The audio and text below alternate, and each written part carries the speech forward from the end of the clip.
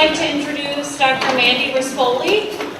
She is going to be here presenting on strategies for individualizing challenging behavior, assessments, and treatments. So I'm going to let her give a nice little background on herself, and then we'll get started for the night. Hello there.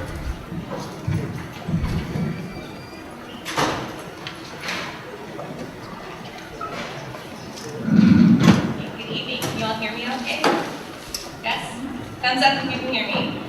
Awesome. Okay, so I'm Mandy. I work at Purdue University. At Purdue, I am an associate professor of special education, and I also co-direct the Purdue Autism Cluster, soon to be the Purdue Autism Center. In that center, we do interdisciplinary research around autism across the lifespan, looking at genetic markers, developmental trajectories, assessment, and treatment outcomes. So I'm here today to talk about one area of treatment that is not specific to autism, but it certainly is appropriate for all individuals, particularly those who have developmental disabilities. And that is challenging behavior or problem behavior. And so the title of my talk is Keeping the Analysis in Applied Behavior Analysis to make sure that we are critical thinkers as we determine what assessments to use, what treatments to implement, and as we evaluate whether those treatments are effective. So how many of you are board certified behavior analysts? All right, here for the CEUs, huh? And how many of you are special educators? Wonderful, great, so am I, so I appreciate you all as well. How many of you are family members or parents of individuals with disabilities? Awesome, great, welcome. Related service providers like speech, OT, PT, psych, wonderful, social work, good. Who else am I? Community members? Did I miss anybody? Any groups? We got everybody. Okay, great. So what I'm going to do tonight, first of all, it's late in the day, so they are sugaring you up and caffeinating you up, which is smart. But in addition, we will have some pre-programmed 10-minute breaks to get up and stretch and move around. That being said, if you need to get up more often than that, that is just fine. So do what you need to do to take care of yourself. Secondly, we will be holding questions for the very end. That way we can make sure we get through the content and we can really spend time answering your questions and not rushing through your questions. So if you'll hold your questions to the end, sometimes that means making a little note so that we can circle back to it later on. That would be appreciated. When we do ask questions, we'll have microphones around, so please ask your question into a microphone so folks at satellite sites can hear the questions that you're asking. Okay? Okay, so I have had the opportunity to tour Melmark yesterday and today, 2 very full days, and I've seen a lot of really amazing things. I've seen primarily people who care quite deeply for the individuals and consumers that they're serving, and that is a wonderful thing to see. In fact, one of my very favorite quotes by Uri Brockenbrenner is that every child needs at least one person who is crazy about them.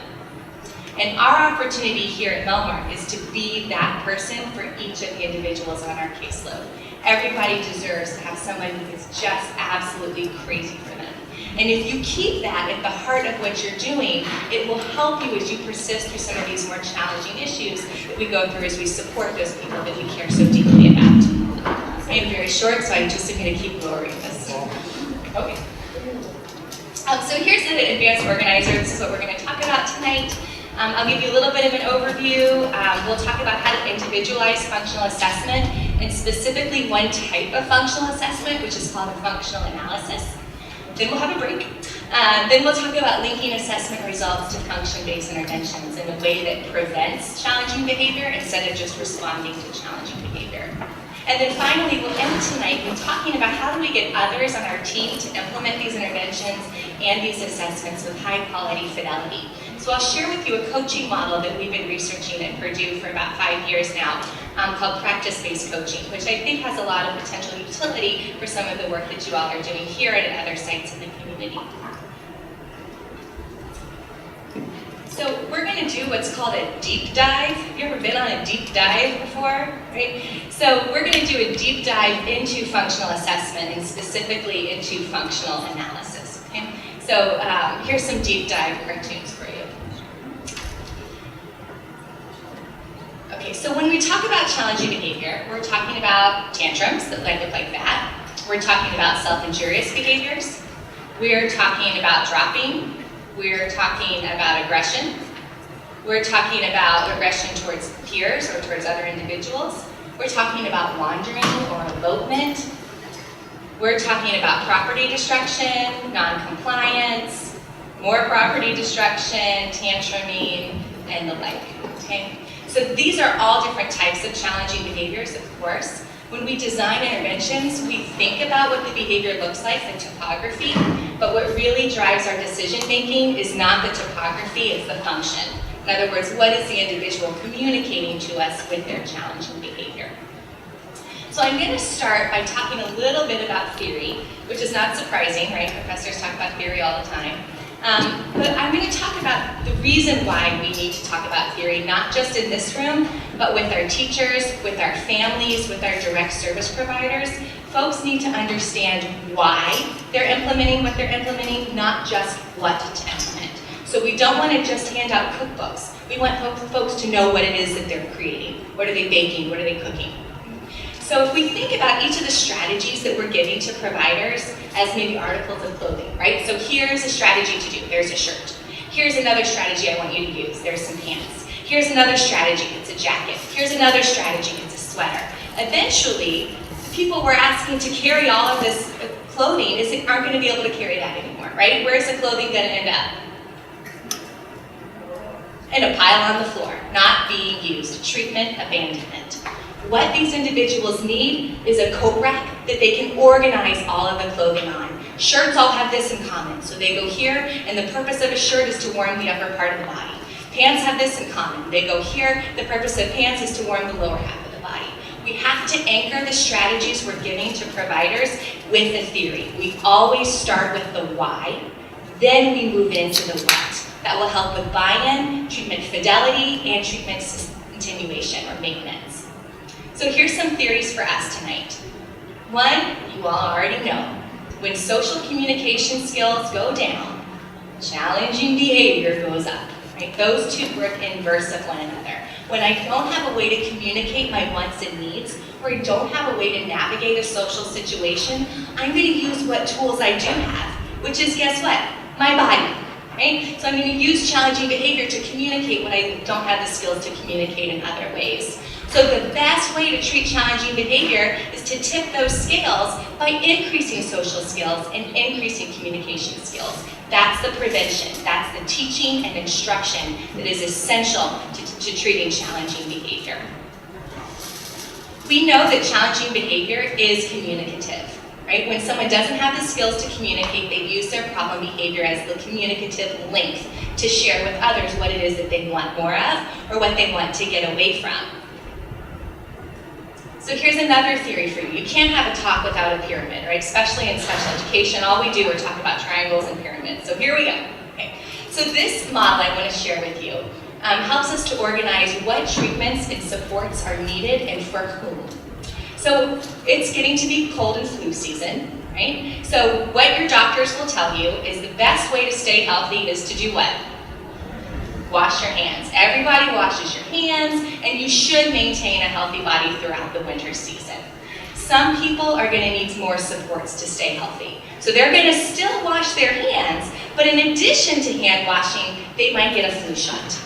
And hopefully those two working together will prevent them from getting sick. But you're going to have some people who need even more intensive individualized supports to stay healthy over the winter.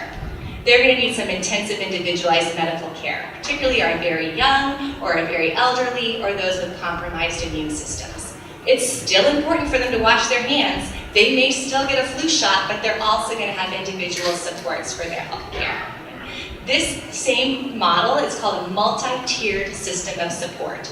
Multi-tiered because there are many levels, and a system of support because the levels work together to provide the supports that are needed for each individual. So let's think about this with respect to behavior. Whoops. What's in the green, the base of the pyramid, is good for everybody. All of us get the hand washing routine. Right? Some of us are going to need additional supports. Maybe about 15% of the people that we serve might need some additional supports. And there are going to be a very few number of individuals we serve who need really intensive supports. So as the intensity of the supports increases, the number of people we serve at that increased level decreases. Okay? So when we talk about multi-tiered systems of support, we can apply that to academics, and we can apply that to behavior. There are things we should be doing for everybody to promote appropriate behavior. That involves clear expectations, reinforcing behaviors that meet expectations, providing logical consequences for behaviors that don't meet expectations, having systems of acknowledgement in place so that folks are getting reinforced at a regular schedule, and using data to make decisions about who's this working for, and who might need to move up to that second tier and get some more individualized supports. Okay? That's good for everybody. That should be in place in all of our classrooms and places of employment. Some of the people that we serve are going to need additional supports, okay? And that's that yellow box, and that's about 5 to 10% are going to need maybe some more targeted supports, and then they'll be successful. And there are going to be a few, maybe at the 1 to 5% box at the very top of this pyramid, for whom we've got to design really intensive individualized treatment plans for challenging behavior. When we talk about functional analysis as a tool for helping us design better plans, we're talking about the very tippy top of that pyramid. Now here at Melmark, I understand that your pyramid kind of starts at the yellow zone, okay? But still, the points are the green zone needs to be in place, the yellow zone is to provide more targeted support, and the red zone is for really intensive individualized behaviors. That's when we start talking about functional analysis. So there's your theory, and this gets confusing for folks, right? So often we're told one thing, and then we go somewhere else and we're told something completely different. So what do we actually do in practice? This can be difficult. So let's start with the assessment piece. So Einstein is quoted as having said, "If I had an hour to save the world, I'd spend 55 minutes defining the problem." Which in other words means assessment is really important. Data collection and data analysis help to drive our decisions. So we've got to start there before we can move into fixing mode, or intervention mode, or treatment mode. Can y'all see that, or is that too tiny?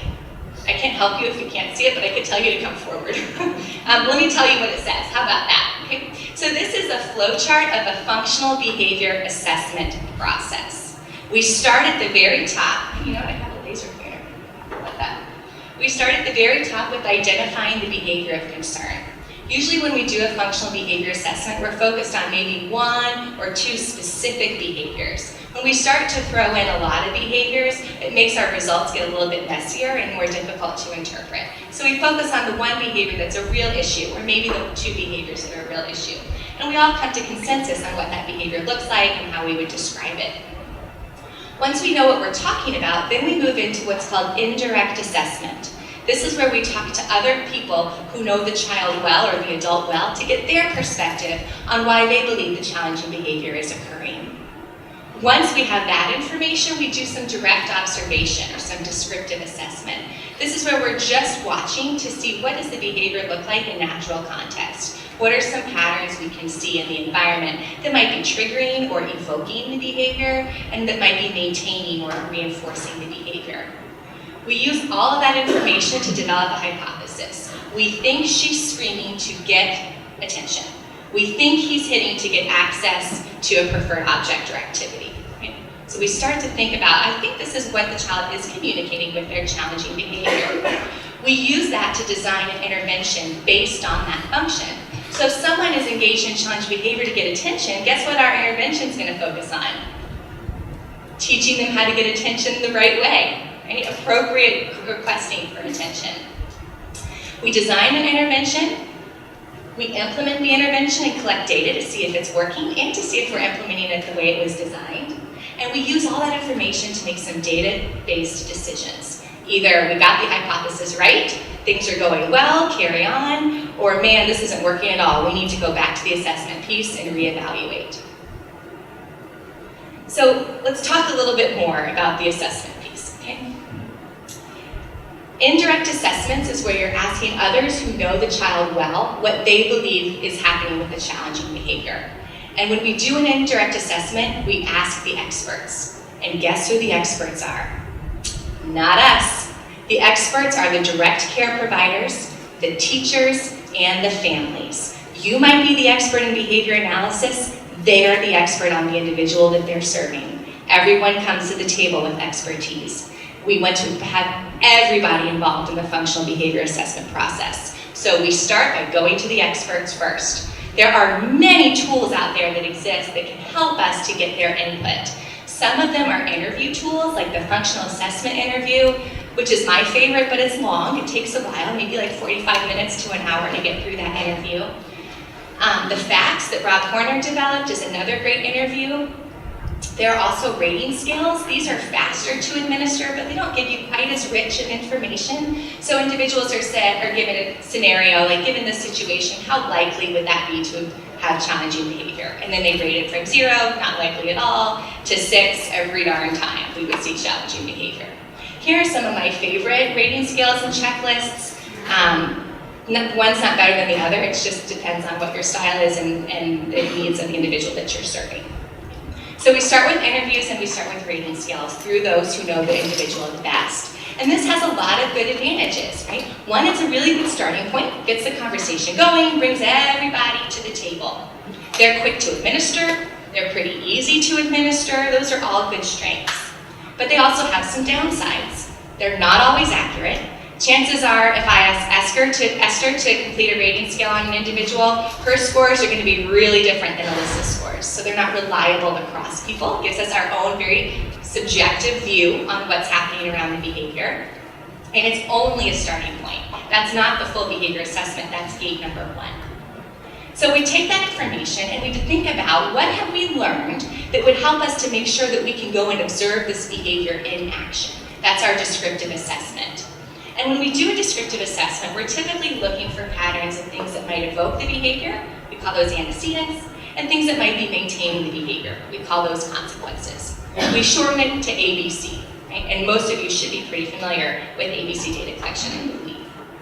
So in ABC data collection, we're looking for patterns of things that might come right before the behavior and patterns of things that might come right after the behavior. We can do ABC recording open-ended, so if you look at the packet that you were given, the first page looks like this. This is an open-ended ABC recording sheet.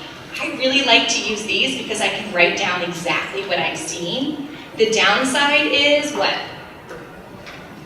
It's real hard to keep up, right? Things are happening so fast and I'm writing and then I'm drawing arrows because that consequence really also served as that next antecedent, and by the end this looks kind of messy. So some folks prefer, here's an example of an ABC checklist that's already written out.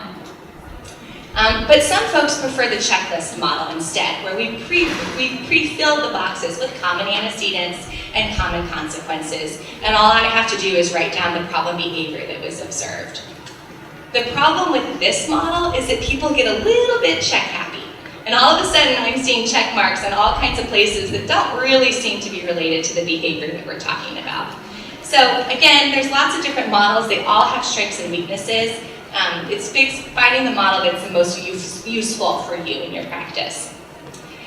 So, right here on your first handout, you have an ABC open-ended recording sheet. I'm going to show you a video of a little guy. This is a preschooler who has some challenging behavior. I will mention that preschoolers are expelled at a rate higher than kindergarten through 12th grade students. Preschoolers are expelled at a higher rate than our K-12 students. And they're expelled for things like this. Now, I have been to Melmark today. I've seen some real challenging behavior. This is not real challenging behavior, but this will lead to expulsion if it's not treated. Okay? So the little guy we're working with here is right here. Okay? Here's his special education preschool teacher. His challenging behavior includes laying down and leaving the instructional area. Okay? The instructional area is that little circle. So it's circle time and everybody's supposed to sit crisscross applesauce on that little tiny circle, right? And our friend has a hard time with that, as would I. Okay? So what I'd like you to do is take out your ABC data sheet and write down what you see happening right before he lays down or he gets up and leaves the circle time area, and what you see happening right after he lays down or gets up and leaves the circle time area. That was good. Okay. Okay, can you play the video now? Thank you. There.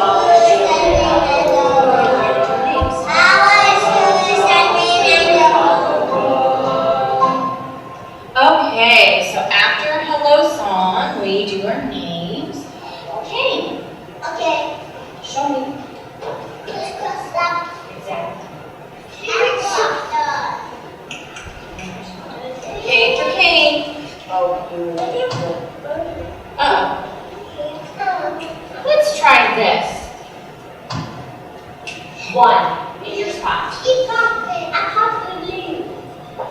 Brighter. You need to pay attention. Stop so I can come to you. Okay, look at the data that you've just written down. What are some common antecedents that you noted? Shout it out and I'll repeat it so our folks at our satellite sites can hear. I can't hear you. Diverts attention. Teacher diverts her attention. That seems to evoke some challenging behavior. Good. Anything else? Yeah. And the video was turned off. The video turned off, right? So that she had beautiful music playing, right? Everyone's got the screen to look at. That turns off, and he leaves the area. Right, I'm out of here. Good. Any other antecedents that you noted? Yeah. When the teacher got up, he got up, right? Time to go. Okay. What about some consequences? What did you see after his challenging behavior? What were some themes? Who gave him attention? He got a lot of teacher attention, right? Sometimes it was in the form of a redirection, you need to go sit down, or a threat, one. But it was always verbal attention, and she always looked at him. Sometimes it came closer to him, so we have some proximity happening there. Any other consequences that you noticed?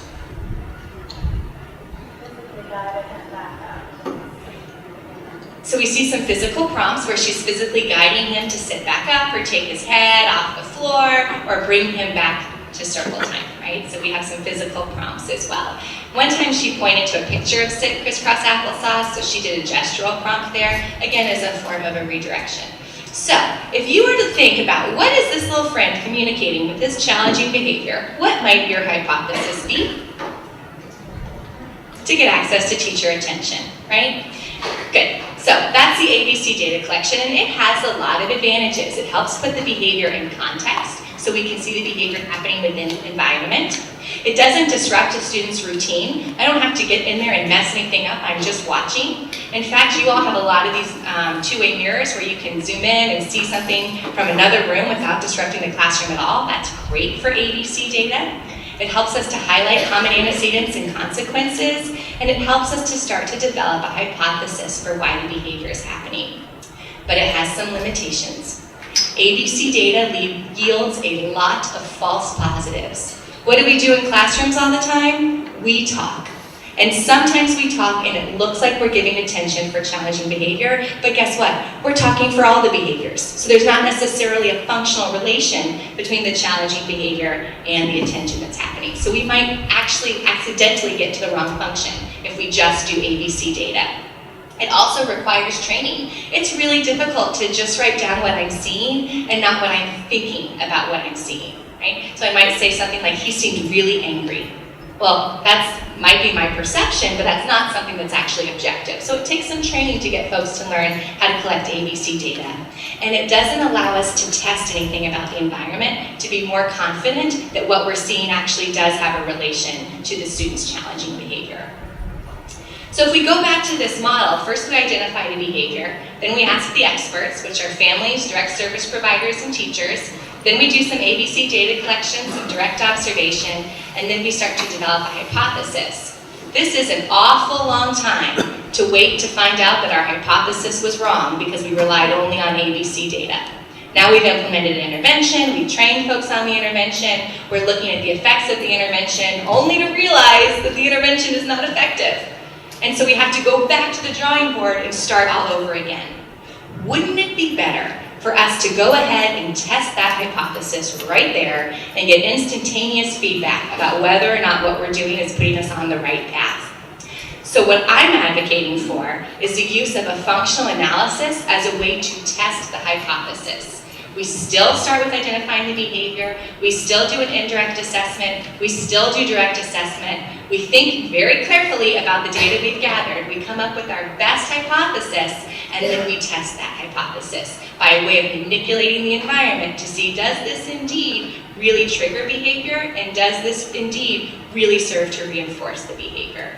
Now I can be more confident about designing a treatment plan, and now I can be more confident that that treatment plan is going to result in efficient and effective change in an individual's behavior. So a functional analysis is just a demonstration of a cause and effect relationship between two variables. So in a functional analysis of challenging behavior, we're looking for a relationship between something in the environment and the problem behavior. We want to see if we implement something in the environment, that turns behavior on, and if we take something away from the environment, that turns the behavior off. That's a functional analysis, right? There's a direct relationship between something in the environment and a response.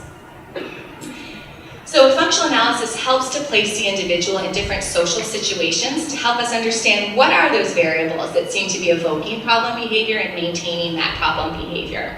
Those social situations are not designed based on a cookbook. Those social situations are designed based on our results of our indirect and our descriptive or direct assessments. So they're individualized for every person that we're using a functional analysis with. It's a way for us to systematically test our hypothesis. So Greg Hanley has a great analogy, which I'm going to borrow because I think it's pretty fabulous, that a functional analysis is really similar to an allergy test. So how many of you have allergies? I'll raise my hand because I have a lot of allergies, right? Okay, so when you go to the allergist, the first thing the allergist does is ask you some questions, right? Tell me about your symptoms. How long have you had these symptoms? What are your symptoms? Are there situations where your symptoms are more likely to happen? Are there situations where you're less likely to have those symptoms, right? What's that look like in our functional behavior assessment process? An indirect assessment, you got it. So your allergist is A, defining the behavior of interest through a description of your symptoms, and B, doing an indirect assessment with you because you're the expert on your allergy symptoms. The next thing the allergist might do is maybe he does an observation, like looking to see if you have any of those symptoms present. He or she might analyze those. And then the last thing they do is an allergy test. An allergy test, they take all the things that you might be allergic to, and they inject them one at a time, either on your arm or on your back. And they look for the area that has the biggest reaction or the biggest response. And if you have the biggest response in one area, they say, aha, that's what you're allergic to. Right? For me, it happens to be all of the responses, right? Cats and dust and all kinds of things that are present in my house all the time, right? Which is a big problem. So they've individualized the allergy test for you, and that's the same thing that we do in a functional analysis. We individualize the test for the person that we're focused on, and we're looking to see which one of these conditions leads to the biggest outbreak, the biggest occurrence of challenging behavior, and that is our function. So there are many different functional analysis models. The first that most are familiar with is the Iwata model, sometimes called an analog model, sometimes called a traditional functional analysis model. In this model, we tend to do 5 to 15-minute conditions, one to see if attention is the reinforcer, one to see if escape from tasks is the reinforcer, one to see if access to a tangible or preferred object or activity is the reinforcer, and then we do a control, which either is a play condition or an alone condition. So in this format, we continually repeat antecedents, behaviors, and consequences, ABCs, over and over and over in what we call a masked trial format. Okay? So we're going to present the antecedent, teacher removes attention, we're going to look to see if the student gets off the carpet. If he does, we're going to deliver attention.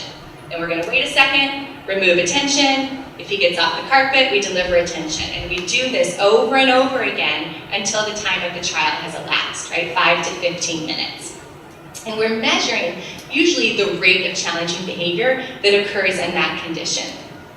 We then compare the rate of challenging behavior in each of those conditions to the other conditions. The condition with the highest level of challenging behavior tells us that's probably what the child's communicating, right? He has the most behavior of getting off the carpet in the attention condition, so he's probably getting off the carpet to ask for attention, and it seems to work pretty well.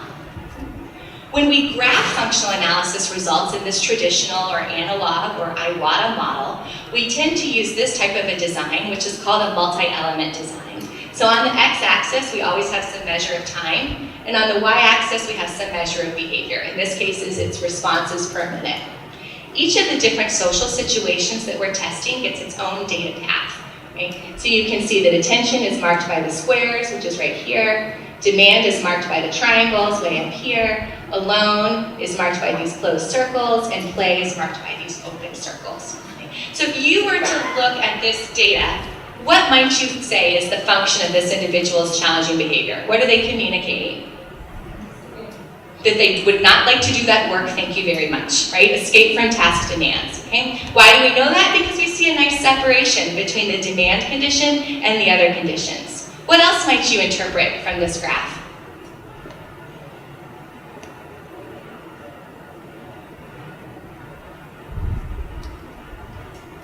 Are there any other conditions where we see some problem behavior? Yeah, we see some problem behavior in attention, these closed squares right here. And we see some problem behavior in play, right? That tells me some more information. One, maybe we have a primary function of escape, but we might have a secondary function of access to attention.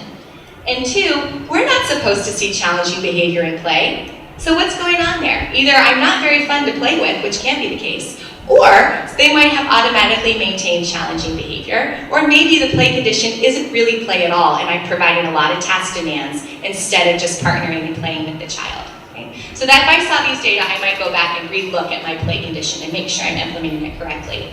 And if I still see challenging behavior, I might say that maybe we've got a couple functions going on here. Another model of functional analysis is the brief functional analysis model. And in this model, individuals get a single exposure to each of the different social situations. So just one session of escape, and one session of attention, or one session of tangible, and so forth. And then the area with the condition with the highest level of challenging behavior, we attempt to treat. Right? So if I see the highest level of challenging behavior in escape, then I'm going to teach the child how to nicely ask for a break. Maybe I give a picture card, or I sign break, or the individual approximates the word break. And I'm going to look to see if by teaching them how to ask for a break nicely, I can reduce challenging behavior. And if that is the case, then I can be more confident that my brief functional analysis was correct in showing me that this was an escape-maintained behavior. Another functional analysis model is the latency to response. So this is a model where we're looking to see time between when we present the antecedent and when the individual engages in challenging behavior.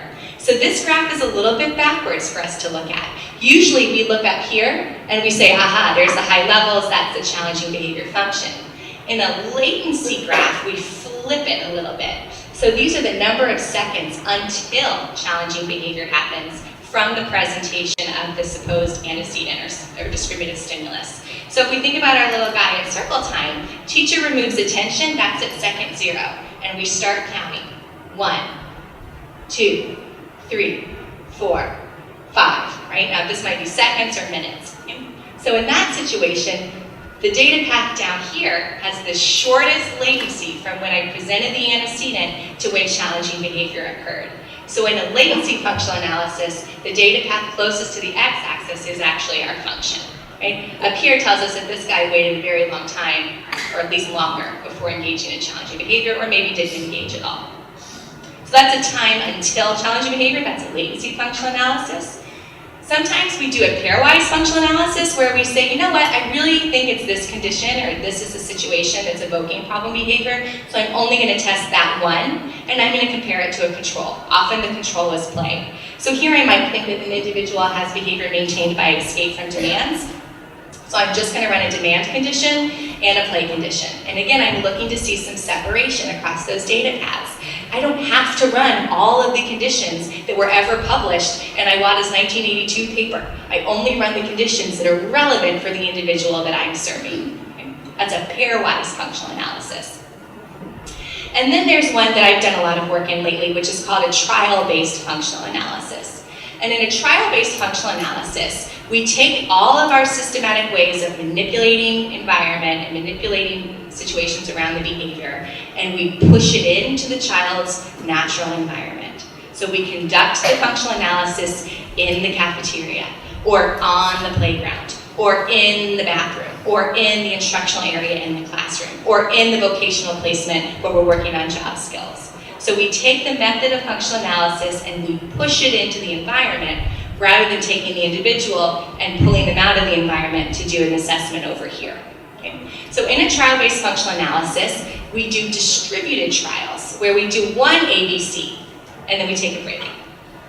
And we come back and do another ABC and then we take a break. So it's different from that traditional model where we do masked ABC data. Remove attention, give attention, remove attention, give attention. And in trial-based functional analysis, we're looking for natural times in the day where the teacher's attention might be diverted.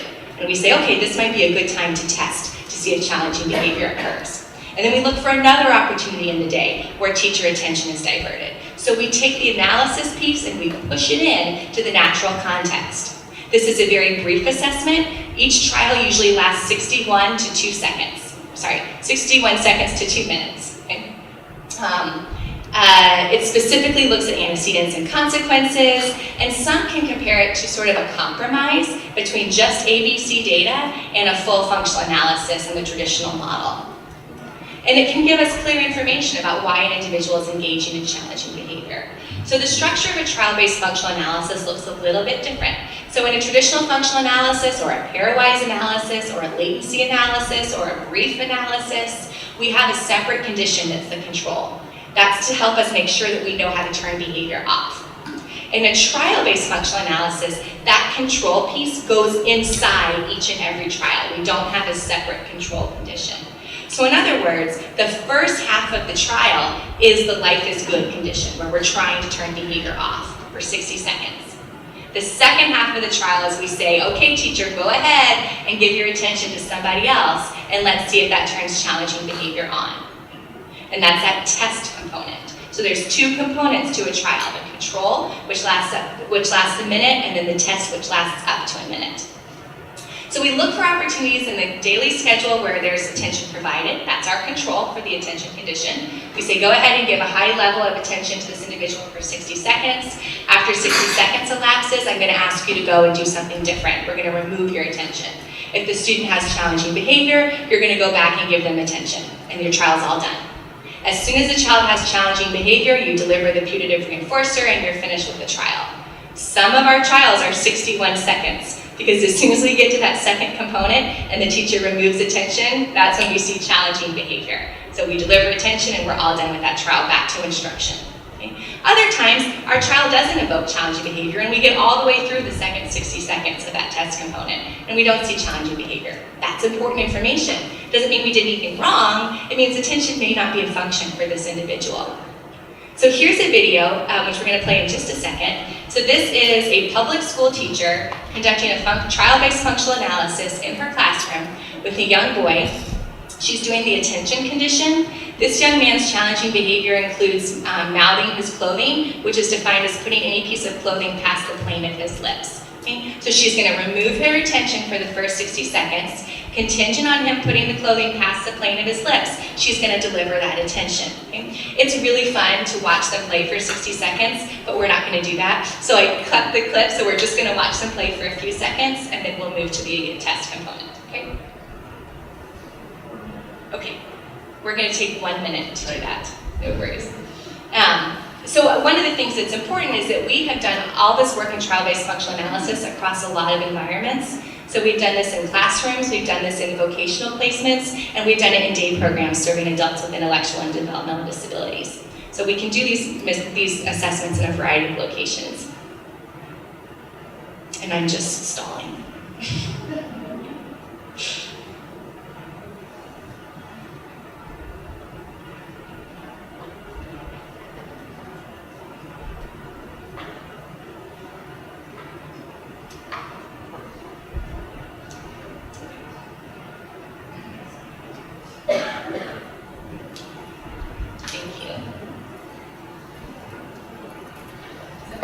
His challenging behavior is moving clothing past the plane of his lips.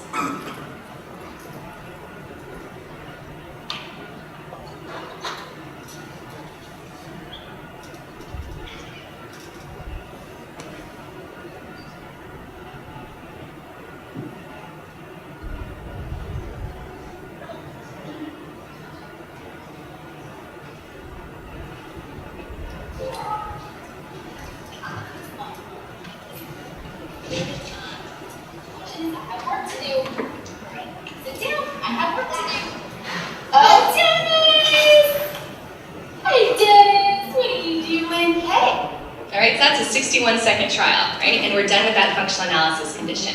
That's how brief these functional analyses can be, which allows us to infuse them into the classrooms. Okay. Here's another functional analysis. I think this one is attention as well. So this is our same little guy, and remember his challenging behavior is eloping or leaving the instructional area without permission or laying down. So let's go ahead and play this video.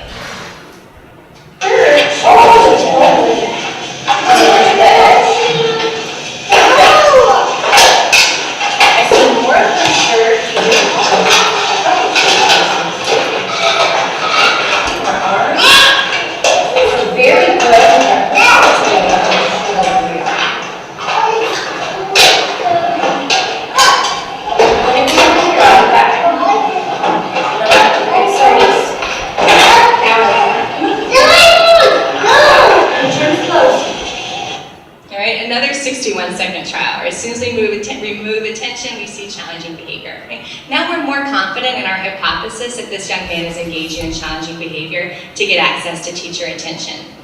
In the escape condition, we're doing the exact same thing. In the control, we're turning escape maintain behavior off. So we give them escape, right? We give them a break.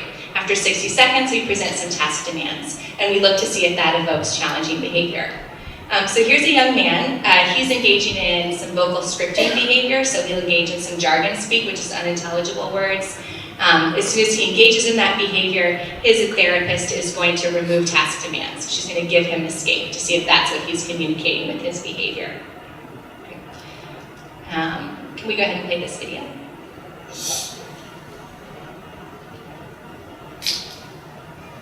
So he's on his break.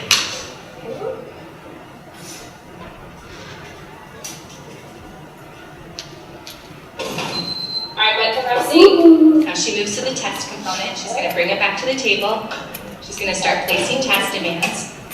If he engages in jargon, she's going to remove the task demands. Alright, but hey, count to 5. 1, 2, 3, 4, 5. Yeah, she'll be waving. Alright, hey, you can have a break. So he started to engage in a little bit of jargon speech right there, and so she removed the materials and she told him he could have a break. Here's another example that's a little more clear.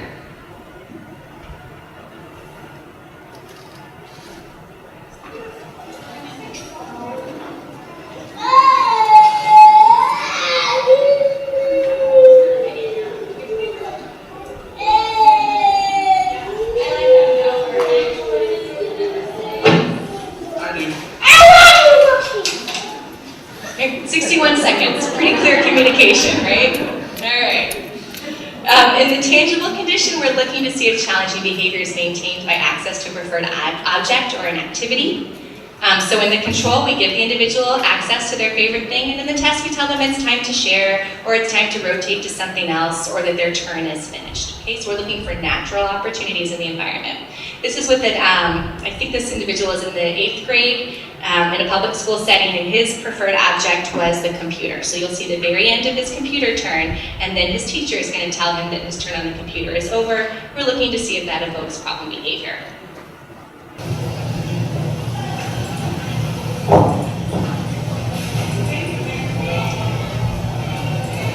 Yeah, let's go ahead and log off the computer. What now? Okay, you can get back on the computer. Yes, ma'am. You can have 4 minutes. I forgot to tell you that his problem behavior was vocal disrespect. So he said, "What now?" which was disrespectful to the teacher. And so then she said, "You can get back on the computer." And did you hear what he said? "Yes, ma'am." He's like, "This is the weirdest and best day of my life. Thank you." All right. Here's another example of challenging behavior, but I think we're going to skip this because I think you get the idea, right? So in a trial-based functional analysis, just like any other functional analysis, we present the control condition where we're turning behavior off, and then we present the test condition, which we're looking to see if it turns behavior on. In the automatic reinforcement condition, which is often called an ignore or an alone condition, both the control and the test look identical. So no programmed consequences in control and no programmed consequences in the test. We're just going to move right along. Okay, so I just shared with you about 5 different functional analysis models. So the question becomes, how do you choose which model to use? So Iwata and Dozier published a study in the very first issue of Behavior Analysis in Practice. And they broke it down for us really well, I think. So they created this table which has the different functional analysis models. some key features of those models, and then some situations in which those models would be really appropriate. Okay? And so if you haven't read that article, it is available on Behavior Analysis and Practice on their website. And I can also help you locate that article if needed.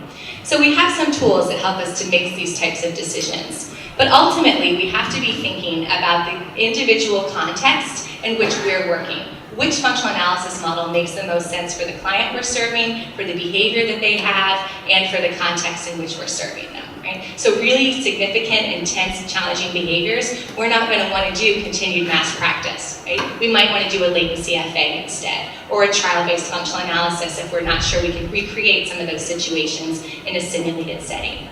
So I want you to do a little active learning here. I want you to think for a second about somebody on your caseload whose behavior seems to be in need of a functional behavior assessment. And I want you to think about which functional analysis model that we've talked about today, or maybe there's another model that you're thinking of, might be appropriate for use with that individual.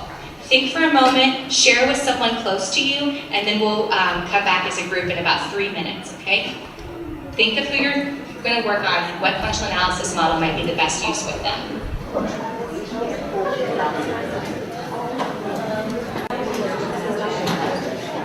So who was able to identify a model really quickly? Which group came up with a model that seemed like a great model to use for functional analysis pretty quickly? Who had a little bit of trouble thinking about which model might be most appropriate? Who had a lot of trouble thinking about which model might be appropriate? Who knows how to raise their hand? Oh, thank you! Okay, so thinking about a model is a little bit more difficult than just implementing the model, right? Critical analysis is key to applied behavior analysis. So choosing the model is step one in using the model. We've got to have the theory to guide the practice. We've got to have the why to get to the what, okay? So it's important to talk as a team and brainstorm the pros and cons of different functional analysis models. Think about the context in which you'll be implementing those. Think about who will be implementing those models and when, and what criteria we'll be using to determine when enough is enough and when we can move on to treatment. Right? So all of these are critical decisions that need to be made. We'll get to that in just a second. So when we're thinking about functional analysis, the first step is to figure out which model we're going to use. And the second step is to figure out how are we going to tailor that model to meet the individual needs of the folks that we're serving. So I got into adapting functional analysis because I was called into a high school to work with a young man who had significant challenging behavior. And I said, no worries, I'll come in, I'll do a functional analysis, we'll figure out what's going on, we'll get to a treatment, and all will be well. So I worked with Dennis, who's right here.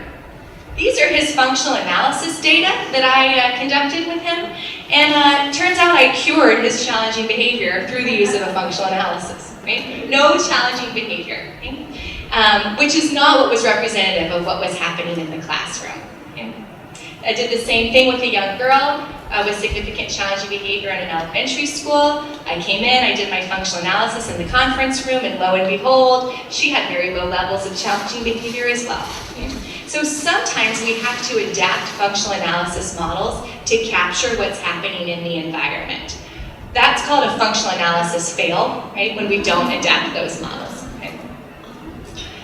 So the second page in your handout is a functional analysis planning tool based on context. So this is something that we developed as a result of those functional analyses failures, to think about how can we design an analysis that captures what's really going on in the classroom environment. So on this tool, the first column allows us to write down the times when we might conduct a functional analysis. So we might start out by just putting in the individual's daily routine.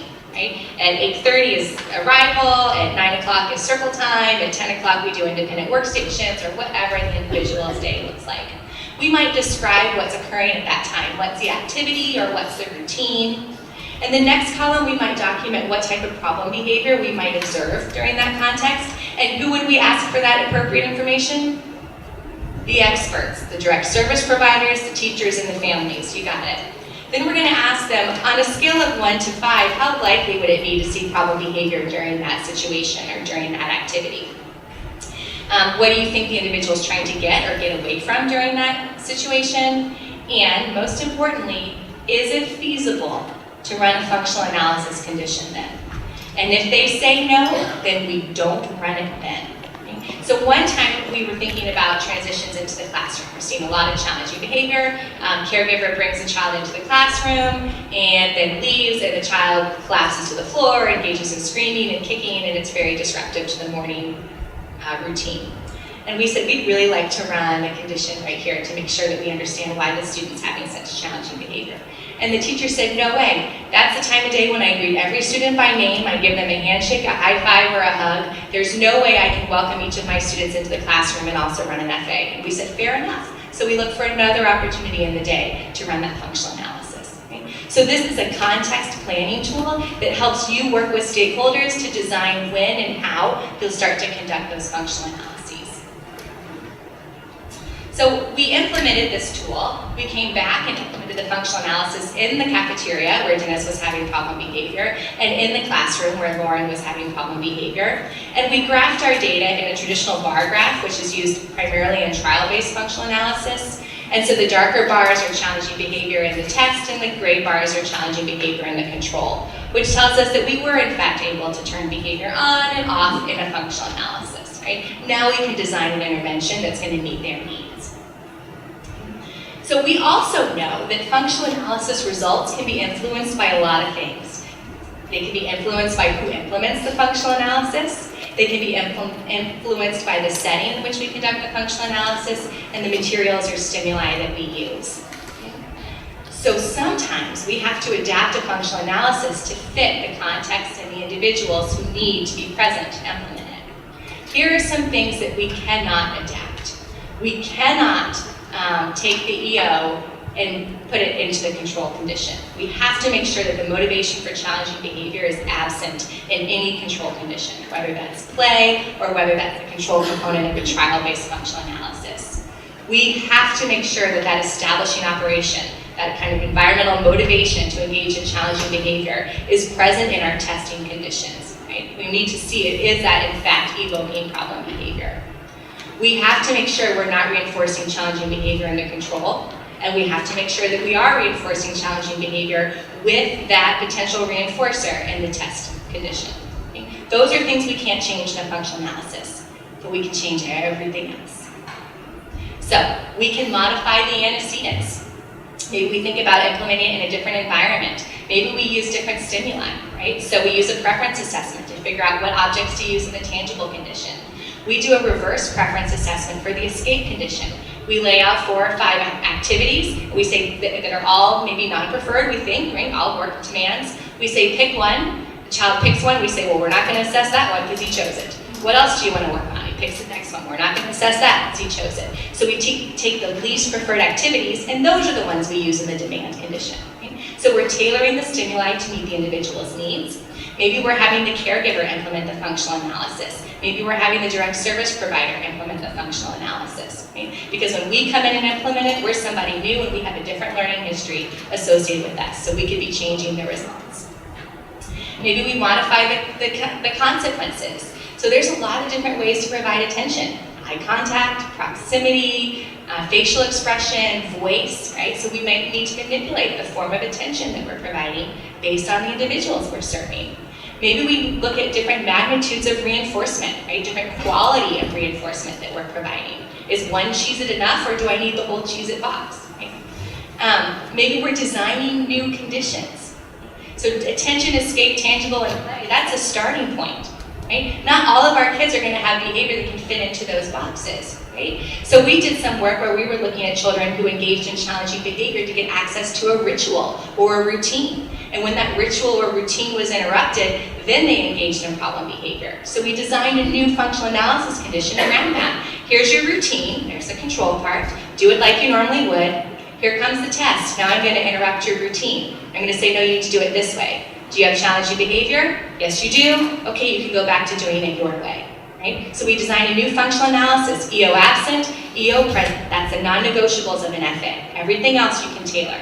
So maybe you need to design new conditions to assess, Maybe you need to modify the design. Maybe your sessions need to be a little bit longer because it takes a while for behavior to emerge. Maybe your sessions need to be very brief. Maybe your number of sessions needs to be increased or decreased before you can see patterns. There's no magic rule about the number of functional analysis sessions you have to run. Right? We use data to guide our decisions. So once the data are stable, move to treatment. We may change the structure and the sequence, right? So we might decide first we're going to do all the attention conditions at the beginning of the day, and then we're going to do all the escape conditions and so forth.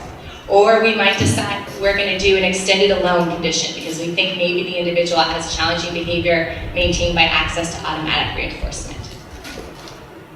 So we can make a lot of modifications.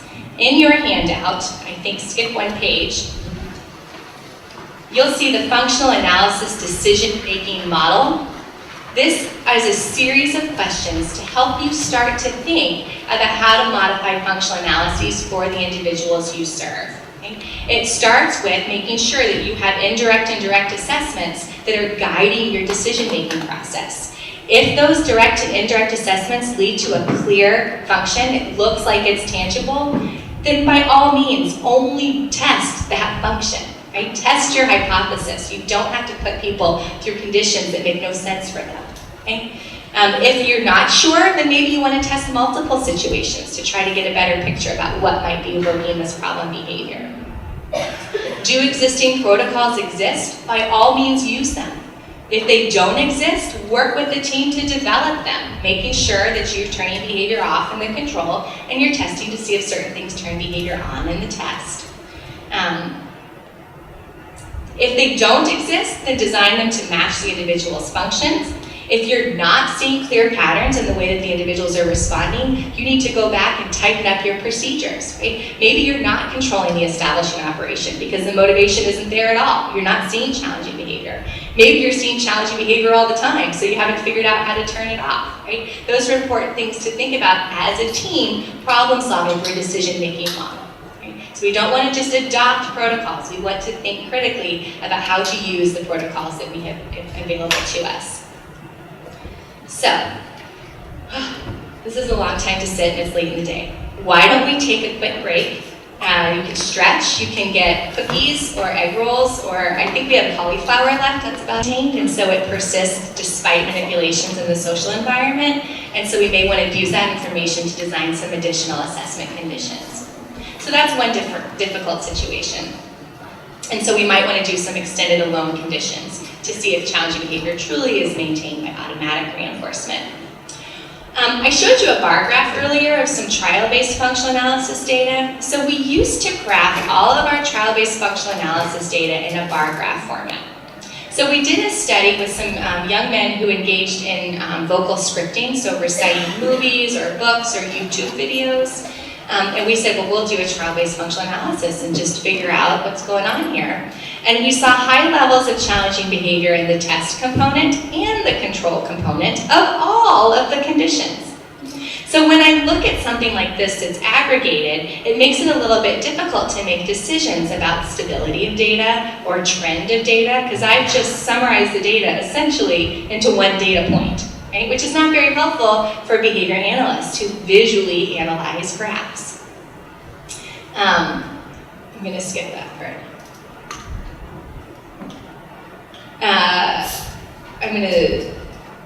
I got a little off track. Let's go back. So it does make it difficult to interpret that data, but the first thing we said was, well, maybe we didn't design the functional analysis conditions quite right. Okay? Maybe we're seeing high levels of challenging behavior in the control condition because we didn't figure out how to turn behavior off. Okay? So we looked at redesigning these functional analysis conditions, making sure that we held true to the establishing operation present in the test and absent in the control. So what we did is we modified the escape control condition. So in the escape control condition, the child's told they can have a break. And in the test condition, the child is given work tasks to complete. But what was happening is that in the control condition, the child has a break, but guess what else they don't have? Attention. So we might accidentally have been creating a test condition to see if the behavior is maintained by attention. So what we did is we infused attention into the break, right? It doesn't have anything to do with our testing of escape. So we give attention in the break condition, and we expect to see challenging behavior remain very low. And then when we start to present task demands in the test component, we would expect to see challenging behavior increase. So we wanted to see if this would help, this modification would help us get better control over the challenging behavior. Same thing for the tangible. We were coming in every day and asking the teacher, what has the child gravitated towards that day? And that's what we would use in the tangible condition. Well, that's not really very systematic, right? So then we decided, well, let's do a preference assessment and use the highest ranked item consistently through all the tangible conditions. And maybe that will help us to have a better control over what's happening with the behavior there. So when we implemented these procedures, on the left panel, you see the original functional analysis data with high levels of responding and control and test. And on the right panel, you see the modified functional analysis data. And what you see is a little bit more separation, right? In the control, which is displayed by the clear box, we see lower levels of challenging behavior. And in the test, we still see high levels, right? So now we can be more confident that, you know what, we did design these conditions well, and we're still seeing challenging behavior persist across all conditions. This is indicative that maybe it is multiply maintained or maintained by automatic reinforcement. So what we also looked at was, gosh, the levels where the behavior is the lowest are the levels where the individuals are getting a lot of attention.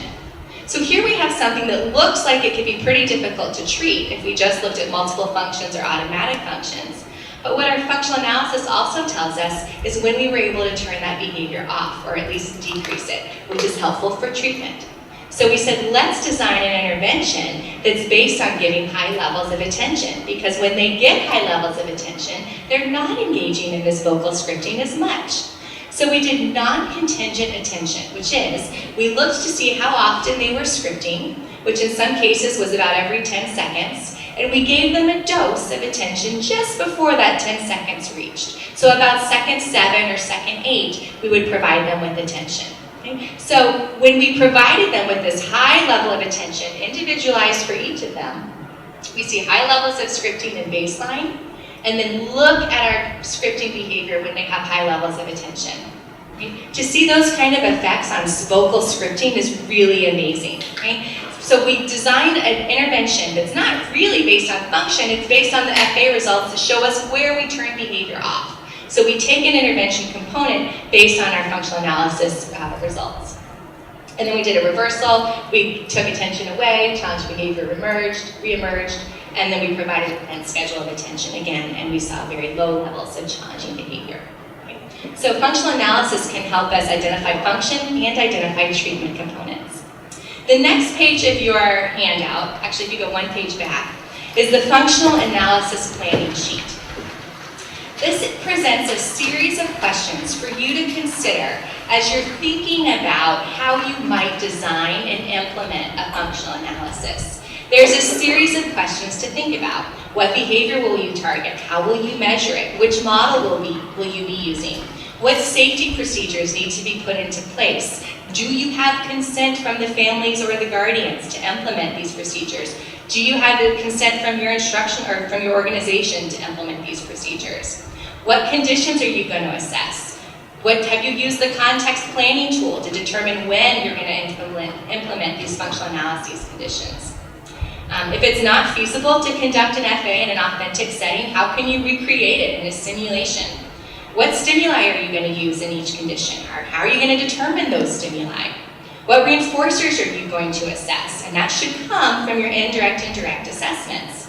Who's going to implement the functional analysis? How long is each analysis condition going to be? How many will you do in a day? How many conditions will you do in one sitting? And what decision rules will you use to determine when you have enough data to move to treatment? So I want you to go back to the individual you were just thinking about for your functional analysis model selection. And I want you to start working through this functional analysis planning sheet. Not because you're going to run out and start to do an FA, but so you can start thinking through the analytic pieces that have to be in place to design a functional analysis. So go ahead, work individually or with groups, take about 3 minutes, and just start thinking critically about some of these issues for planning a functional analysis. Then we'll come back together in about 3 minutes.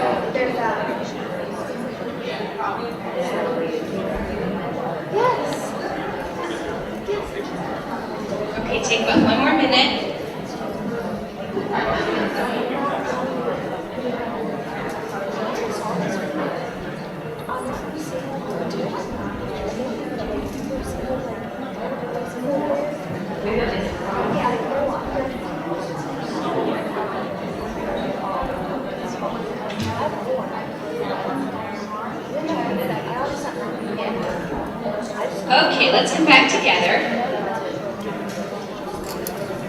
So the purpose of this exercise is to show you how much planning needs to go in advance before we start to work on a functional analysis. It's really a team approach where we're taking a lot of care to make sure we're designing a functional analysis that's going to be useful and an effective use of everyone's time.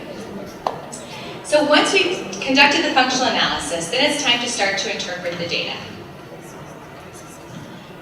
So I told you we used to collect data on trial-based functional analyses in bar graph formats, which really is not very helpful in terms of visual analysis. So we know that in visual analysis we need repeated measures and we look for trends, we look for variability in data, we look for stability in data, we look for change in level in data from one condition to the next, and we can't do any of that in a bar graph.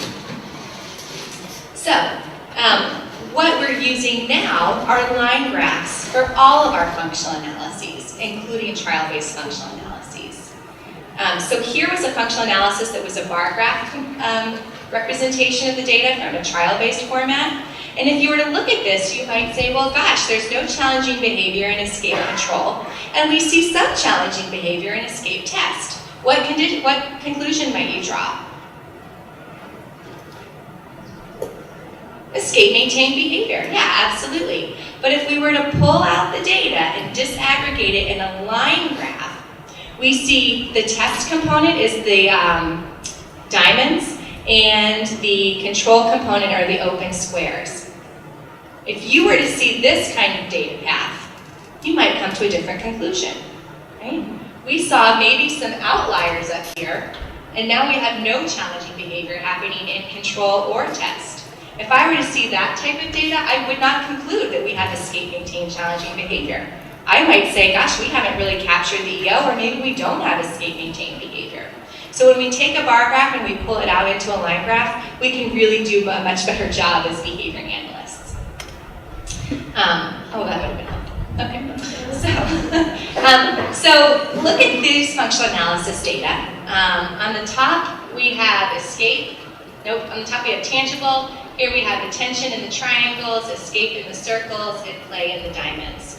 What function might you suggest that these data represent? Access to tangible, you got it. How do you know that? Because we see elevated levels of challenging behavior up here, and we see a separation in data paths between one condition and the next, right? We wish all of our FA data looked like this.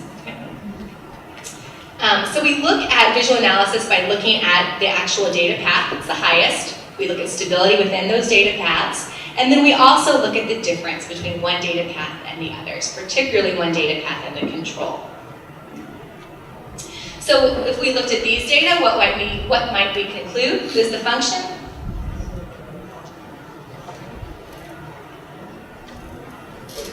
Thank you, escape from demand, awesome. What about these? Can y'all see that? This says tangible, this says attention, this is escape, and this is play. What might we conclude? You have to yell so loud because I can't hear you. Well, you might say access to tangible, good. What else might we conclude? Maybe a little bit of escape, right? Because we got a bump up here, right? We still see a separation, but we're seeing challenging behavior in escape. We're also seeing challenging behavior in attention, and we have pretty low levels of challenging behavior down here in play, which looks like we've got pretty good control there, okay? So I might actually say it looks like we've got multiple functions, primarily intangible. Another person could look at this and say we've got one function and it's tangible. So looking at visual analysis of functional analysis data can get a little more complicated. What about this one? What conclusions might you draw? Maybe access to tangible and escape from a demand. So it looks like we've got two functions there at the top of the graph. But also we've got some challenging behavior happening in attention at a lower level, but still some challenging behavior there. Okay. What about this? Ugh. This is where we're seeing a lot of behavior in a lot of different conditions. It makes it really difficult. Do we have multiply maintained behavior? Do we have automatically maintained behavior? Have we not done a good job controlling our FA conditions? Right? So it makes it a little more difficult to analyze these data. So some folks have argued that we might want to create visual inspection criteria, which are basically rules that help us to analyze the data more objectively and more reliably with one another. So Louis Hagopian and colleagues developed a model in 1997 where they basically took the play condition and they found an upper bound of the play condition and a lower bound of the play condition. And they looked to see how many data points of the other conditions that they were testing were exceeded that upper bound of the play condition. Okay? And if the data points exceeded it, then they said, okay, this is a function of challenging behavior. Rohn and colleagues in 2013 decided, well, that's helpful, but sometimes we don't collect a full 10 sessions of every condition. So they said, could we apply this model with 50% of the data being above the threshold of the play condition? And they found that yes, they could get reliable analyses of functional analysis graphs if they did 50% of the data above. And then just this year, I think Saini, does anyone know?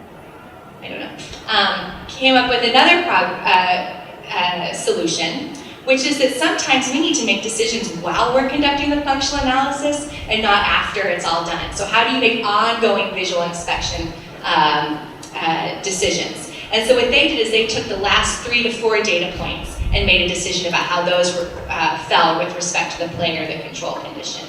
So there are some tools out there that help to standardize interpretation of functional analysis results. They may not always be necessary, but when you get messy data like this, it might be quite helpful.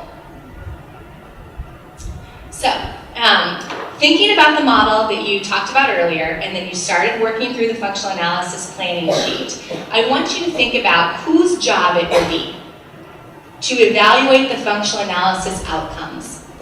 Who's going to supervise the functional analysis and guide those data-driven decisions, and what decisions will need to be made based on the results. So many of you work here at Melmark. Pretend like you get to design the system. Many of you don't work here. Think about your organization. How does the system already exist, or could you design a new system?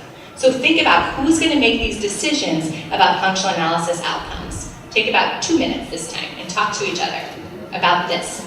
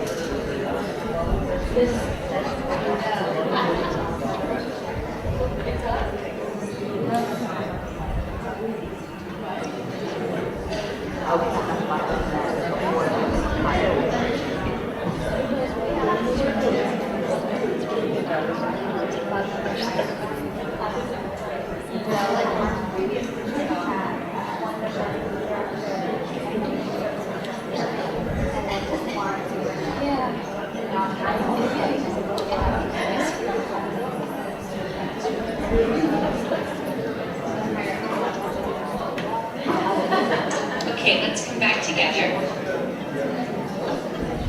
So we need to make decisions before we conduct a functional analysis.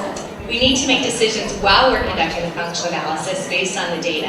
And then we need to make decisions after the functional analysis to determine what interventions do we need to design given this new information. So let's talk about designing those interventions. A functional behavior assessment, including a functional analysis, is not assessment for assessment's sake. The whole point of doing a functional assessment is to get to treatment. The reason we do a functional assessment is because it helps the likelihood that our treatment is going to be effective increase. When we do a treatment that's not based on a functional assessment, we're kind of playing with trial and error here. And so we don't know if it's going to work or not. We do an assessment so that we can be more confident that our treatment is going to work. The whole point of the assessment is to get to treatment. You got it, okay? So, a functional behavior assessment should lead to function-based interventions.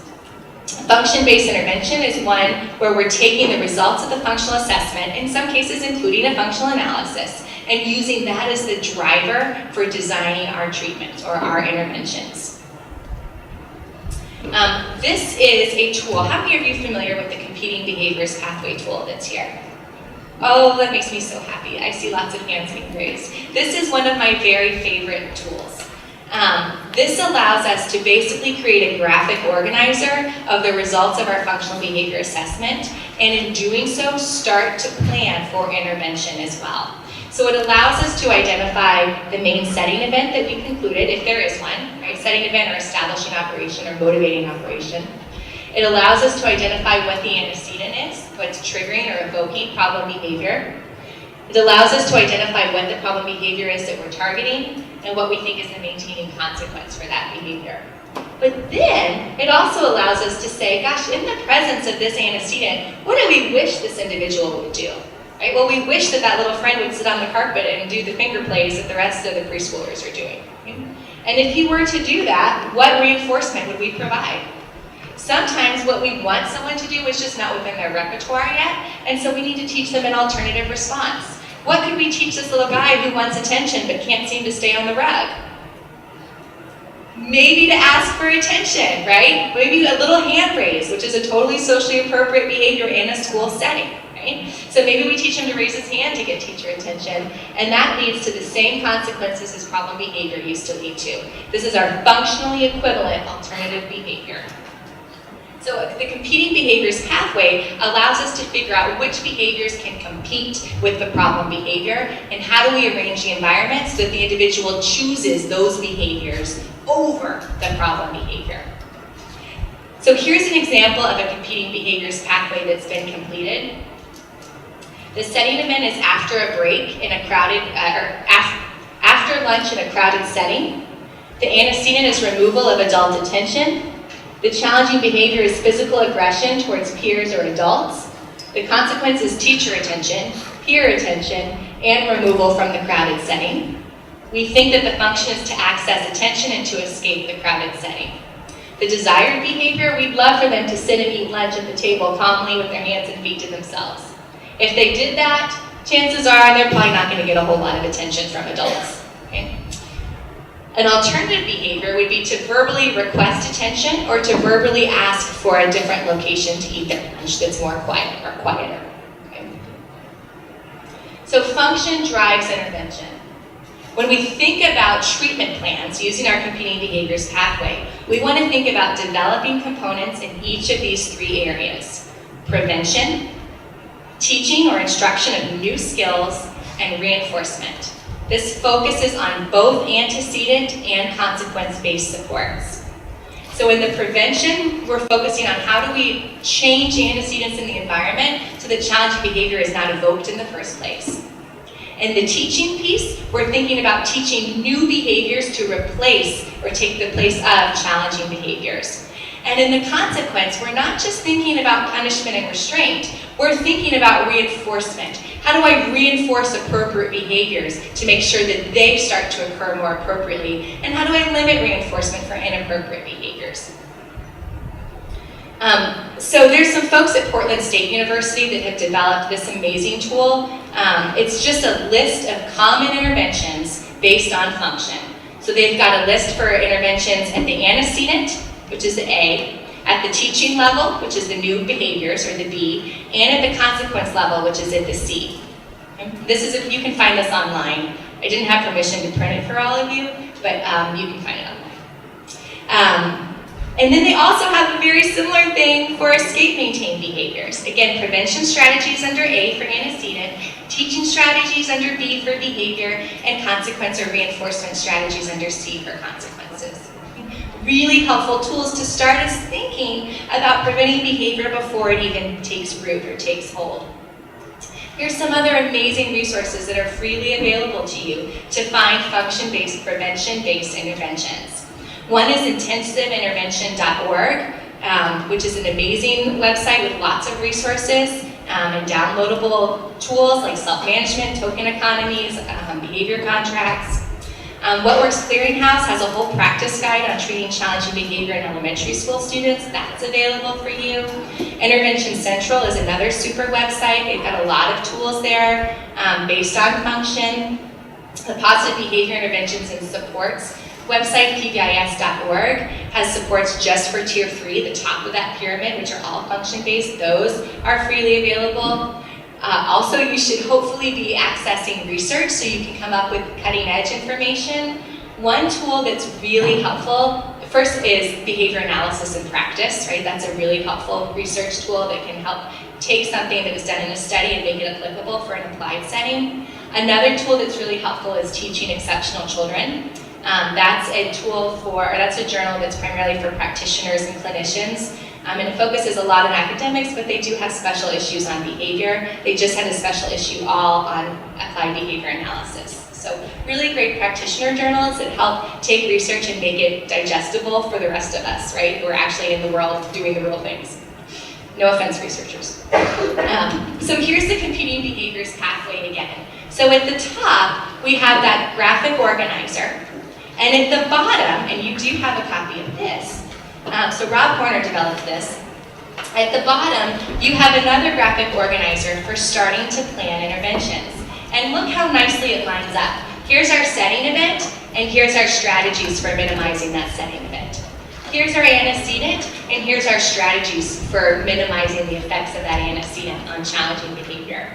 Here's our challenging behavior, and here's how all the new behaviors we're going to teach to replace that problem behavior. Here's our reinforcement contingency. Here's how we're going to change that reinforcement contingency so that we can stack reinforcement for appropriate behavior and minimize reinforcement for inappropriate behavior. This is an amazing tool for taking functional analysis results and transferring it into treatment. Okay? So this is your bridge document from going from assessment to intervention. And here's an example of one that's been completed. I think this is for our same friend who was having challenging behavior in the crowded lunch area. And so here's some setting event strategies, maybe opportunities for her to go to a quieter lunch setting. Maybe we give her a high dosage of pre-session attention so she doesn't want so much attention when she's in the cafeteria. So we structure her day so she's got a lot of one-on-one attention right before lunch. Those are all preventative strategies. Maybe in the antecedent strategy, we have a visual photo or an activity schedule so she knows when she's going to the cafeteria and what's happening after the cafeteria. Maybe we give non-contingent attention so she doesn't have to seek it out, so we just constantly make rotations to her table to be able to touch base with her or connect with her. Maybe we teach her a new skill, like asking for someone to talk to her or to come over or to sit with her or to eat with her. And then we provide differential reinforcement. When you use your new skills, we give you lots of attention. When you have challenging behavior, you're not going to get as good of attention. Right? Sometimes we can remove attention, sometimes we can't do that, so we just minimize it. Right? So here I've got interventions in 4 spaces. So think about the behavior support plans that you're implementing. Do you have strategies in all 4 of these categories? If not, it's time to come back as a team and focus on shoring up those categories that have some holes in them. So we prevent, we teach, and then we reinforce. I think I'm going to move forward instead of doing this one. Well, maybe not. Let's do this one together. Okay. So this is Jacob. He's an 8-year-old boy with severe autism. He's great at athletic activities like swimming, horseback riding, and doing 4-wheeling. He has persistent communication at home with his family, and he also has some pretty significant challenging behavior, including hitting adults, kicking adults, and headbutting adults. Here's his functional analysis results. If you were to look at this, what might you conclude about why Jacob's engaged in challenging behavior? Yeah, access to tangible and escape from probably task demands, it looks like. We'll just assume it's task demands. Okay? So, on this blank page, I want you to turn to somebody near you. And I want you to use the information that I've given you and fill out the top of the competing behaviors pathway. You are not going to know all of the pieces. That's okay. Make it up. You can use your creative writing minor that you're using every day, right? And fill in whatever you want in that top part. Once you filled in the competing behaviors pathway at the top, I want you to start brainstorming about 4 areas of intervention. Intervention on setting events, strategies for antecedents, for teaching new behaviors, and for reinforcement for Jacob. So here's his functional analysis data again. We've got tangible and we've got demand or escape. And here's his bio. So go ahead, it's right on here. Take about 5 minutes and then we'll share out, okay? Take about 5 minutes to work on this. Get as far as you can and then we'll share out. Okay, let's come back together. So I didn't give you a lot of information. So your competing behaviors pathways will look really different from each other's, and that's fine given this situation. So what's the setting event that you all identified for Jacob? Who wants to shout out a setting event, and I'll stay into the microphone.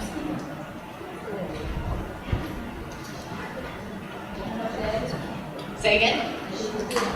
Time of day, right? So if you get to me early in the morning, you're going to get a lot of challenging behavior out of me, right? But later in the day, maybe I'm okay, or maybe it's flipped, right? So time of day might be the setting event. Okay, good. What's an antecedent? Oh, we have microphones. That's all right. That's okay. So who has an antecedent they'd be willing to share, and we'll pass you a microphone. Awesome. We're going to see how fast Alyssa can run. Transition from a highly preferred activity to a non-preferred activity. Absolutely. So there we've got a demand and removal of a tangible, right? I got a transition and I got to give up my favorite thing, right? Absolutely. Maybe that's your antecedent, okay? We've got the challenging behavior already, hitting, headbutting, and kicking. And then what's our consequence given our FA results? Raise your hand and Alyssa will give you a microphone. Thank you. Tangible and escape. Yeah, you got it. Tangible and escape. So what's a desired behavior that we wish Jacob would do when given a transition and it's a tough time of day for him and he's got to transition from his favorite thing to something less preferred? What might we want him to do? Let's get a microphone to you. Thanks. Teach him to say, no, I don't want to transition. Yeah, no thank you. I'd like 5 more minutes, please. Or 30 more seconds, please. Or maybe later. Or any of those appropriate responses. Absolutely. That's a nice replacement response, right? So we may have to, where's my competing behaviors pathway? Let's go. That one's pretty good. So we may have to give him a different response to get the same outcome, right? Access to my tangible and escape from my demand. So teaching him a better way to say no thanks, right? What's something else we could do in the desired behavior? What would we wish he would do when we say it's time to stop iPad and go to your workstation? Surprise, you get a bite. You could, I guess, teach him how to ask for a break. Yeah, you could teach him to ask for a break or ask for more time. Good, yeah. What else could we do? What do we wish he would do? If we said, hey, it's time to give this up and go over here, what do we want him to do? Say, okay, and transition with the rest of his peers. We might want some compliance, right? So maybe that's something we can't start with. Maybe we start with a break, or we start with an appropriate rejection response, right? But then we work towards getting him to actually comply, accepting no, or giving up a preferred object or an activity, right? So we're starting to already use our functional analysis data to start planning for what to teach. We've already identified 3 new skills to teach, right? Asking for a break, saying no thanks, and teaching him how to comply. Really, really good. Okay? Then we can take those strategies and pull them down into the bottom half of our competing behaviors pathway. Okay? Okay. So the last thing I want to talk about tonight is making sure that the interventions and the assessments we use are implemented in the way that they were intended. And when we talk about that, we're often talking about fidelity and accuracy. So when we are asking other people to implement procedures, we have to start with communication. And when we're talking about communication, there are 3 key ingredients. 1 is clear expectations. That's the #1 way to prevent problem behavior in kids. And guess what? It's also the #1 way to prevent problem behavior in adults. Okay? So we need clear expectations about what it is we're expecting people to do. We also need a rationale. Not only here's what you need to do, but here's why you need to do it. This is how it improves this individual's quality of life. This is how it's going to help this individual to transition into a less restrictive environment, or to maintain their place of employment, or to make friends, or so on and so on and so on, right? So not just what to do, clear expectations is key, but also the why, right? Why are we doing this? What's the rationale? And then the biggest wheel there is reinforcement. So oftentimes we ask people to do things, but when they do them, nothing happens, right? Sometimes we might provide some praise at the very beginning, and then we tend to fade that out pretty quickly, right? Our kids need continuous reinforcement, and guess what? So do we. So how do we create contingencies so that the staff who are implementing these procedures contact reinforcement? That's for you all to start thinking about, right? How are your direct service providers contacting reinforcement? What's the mechanism? What's the schedule? What's reinforcing, right? Are you going to have a star of the week where you get to profile someone who's really rocked it in terms of implementation? Is there another system? Are you going to use negative reinforcement, right? You get to leave a little bit early if you do all the things the way that we taught you how to do them. What's your system for reinforcement going to be? That's going to keep you with high fidelity, treatment integrity, and people staying in their positions. So communication is key. Once you've got a good system of communication, then it's time to start thinking about how do we train folks to do these procedures? So we have a ton of research that says that behavioral skills training is effective in teaching adults how to implement specific procedures. Behavioral skills training, this is sometimes called BST because we just need to make up more acronyms. So in BST, we have 4 key components. We have clear instructions, which are verbal and written. We have modeling, so we tell you and then we show you what it looks like. We have role playing, which is an opportunity for the individual to practice the new skill and to get performance feedback, where we use the sandwich method. This was good, fix this, this was good, right? So we give performance feedback in that sandwich method. For many people, that's all they need in order to be able to be successful and implement these new procedures. But we also know that for most of us, we need some additional ongoing support. And that ongoing support might look like coaching, so push-in support, or checking in to see how things are going and providing some reviews or some booster sessions. And it may also look like some self-monitoring, where, as I say to my undergrads, check yourself before you wreck yourself. Right? So you're checking your own implementation before you're waiting for somebody else to come in and tell you you didn't do it correctly. So some self-monitoring. Okay, so we taught Head Start teachers to implement a trial-based functional analysis using behavioral skills training and coaching.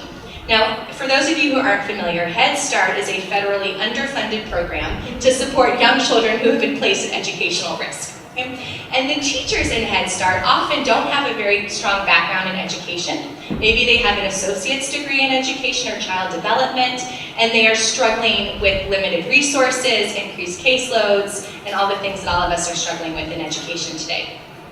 So, not people who traditionally implement functional analyses, but we use behavioral skills training and coaching. Here's their implementation fidelity at baseline. These are their 4 teachers. Each data path is a different functional analysis condition, so not too good. Then we trained them here and gave them coaching, and look, up to 100%, up to 100%, up to 100%. And this was in our role play right here for the behavioral skills. And then we said, can you transfer this into the classroom? Can you generalize it? And they did. Right? So Head Start teachers can implement trial-based functional analysis, right, in the classroom, and then those kids are not expelled for challenging behavior. We also can train adults in day programs. So we also have been working quite closely with an organization in Indiana that provides vocational services and group home services for individuals with significant needs, much like some of the work that you all are doing here. So we taught day service providers to implement a trial-based functional analysis with coaching and oversight by a BCBA. But when the BCBA comes in to do an FA, these adults are like, what are you doing? Why are you here? And so their behavior looks really different.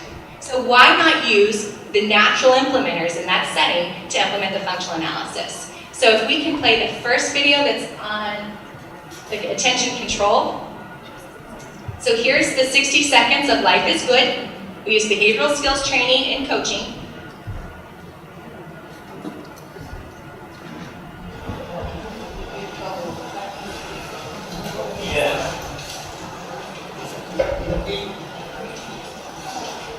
Be back, and I gotta go help somebody else now, okay? So she's given lots of attention, and then we get to the 60-second mark. We are coaching her right there. You saw that little hand come in with the timer, and she's saying, okay, now remove your attention. So if we click on the attention test video, you'll see what happens right after the DSP removes her attention.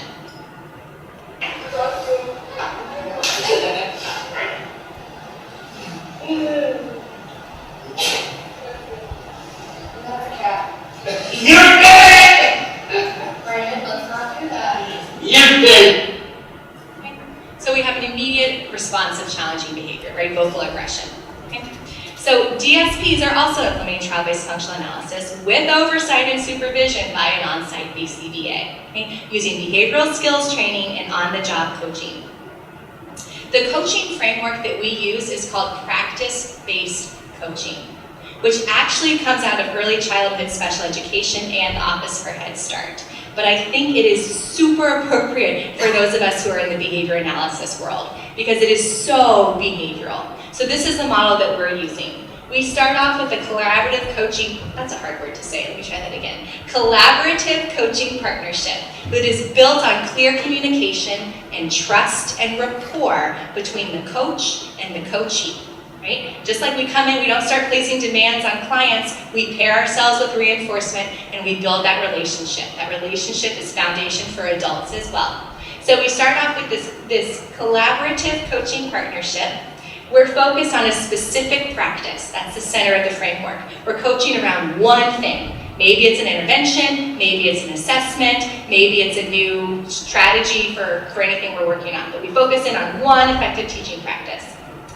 We do shared goals and action planning. We work together to develop a goal. Based on that goal, we collect data. That's our focused observation. How are you doing in implementing functional communication training? How's it going with this antecedent strategy that we were talking about? We go in and we do focused observation of just that one thing. Then we take that data and we reflect on it and give feedback. That is education speak for data analysis and data-driven decision making. So it's really a nice behavioral wheel, and then the cycle repeats. We use those data to make new goals, which drives new action plans, which leads to new data collection, focused observation, and new data analysis, reflection, and feedback. So we're going to do a little bit of this practice-based coaching right here and right now. So the next page in your handout says Intensive Intervention Needs Assessment. There's one that says Functional Behavior Assessment, and the other one says Individualized Intervention. You can choose which one of these you want to complete. You're going to complete it for yourself. You don't have to share this with anybody else, but this is a tool for you to do some self-reflection on your own skill sets. This is what we call a needs assessment. So let me orient you to it first, and then you can start writing. Okay, you guys are eager beavers. Okay, so in the first column are the different behaviors that we're interested in. So if we're looking at the individualized intervention, we're saying matching FBA results to behavior intervention plans. Strategies for preventing challenging behavior based on FBA results, and so forth. For each of those behaviors, the individual would rate their knowledge of that practice on a scale from not knowledgeable at all to very knowledgeable. And the next column, they would rate their comfort. So sometimes I know a lot about something, but it doesn't mean I'm really comfortable actually implementing it, right? So we talk about knowledge and competencies, right? So this is kind of the difference there. And the next column, we ask, would you like to use this practice more often or more accurately? Maybe I use it well, but I forget to use it, so I need to use it more often. Or maybe I don't really know how to use this accurately, and so I want to shore up my skills there. And then the last column, how much support do I need, or do you need, to help use this practice? So take a minute. You can choose FBA or the intervention one, and I want you to complete this for yourself, right? This does not need to be an activity you talk with other folks about, but you can if that helps your process. So take about 2 minutes and complete the needs assessment for yourself on one of those outcomes. The next step, once we've done a needs assessment with our staff or with whoever we're supervising or with ourselves, the next step is to use that assessment data to make a goal, and we start to set goals. We want our goals to be appropriate, not too easy, not too difficult, something that we can achieve in contact reinforcement. So the next step The next document you have in your handout is the goal planning form. This comes from a project we did, so you see the word STEP. This was supporting teachers in evidence-based practices using practice-based coaching. That's all that means. It was from a project we did. So each goal planning sheet can focus on one needs assessment. So you would have a goal planning sheet for your FBA needs assessment and a goal planning sheet for your intervention needs assessment. The top, you have the person you're coaching. So the coachee fills out on their own a strength they have with respect to that practice or that skill set, and a difficulty that they have with respect to that practice or that skill set. So here is performance feedback, but it's not coming from the coach, it's coming from the coachee. We're starting to set the stage for self-management and ownership of our own professional development here. So based on the strengths and the difficulties, the coach and the coachee would start to think about some areas to work on. Right? Well, it looks like I'm really good at organizing materials, but I have a hard time remembering to go and pull the materials when it's time. Okay? So what supports do I need? What's my goal to help use the materials more effectively? Okay? Maybe my goal is that right now I'm using the materials 3 times a day and I want to use them 5 times a day. Okay? So then I would write that down here at the bottom of the box. This is my top priority to work on. So we write a measurable goal so that we can track our progress towards that goal. Once we've developed Once we've developed a goal, then it's time to develop an action plan to help us to meet that goal. So the next page you have is the action planning form. At the top, again, the coach is not writing this for someone else. This is the coachee's writing and ownership of their own learning. The coach is there as a facilitator. The coachee writes what their goal is, what materials they need to help them reach their goal, what resources they need to help them reach their goal, to brainstorm barriers and challenges so we can problem solve those on the antecedent end of things and not use those as an excuse for why we weren't able to make progress towards our goal. So we think about the barriers and we problem solve around them. We help the individual, the coachee, understand where the natural reinforcement comes from.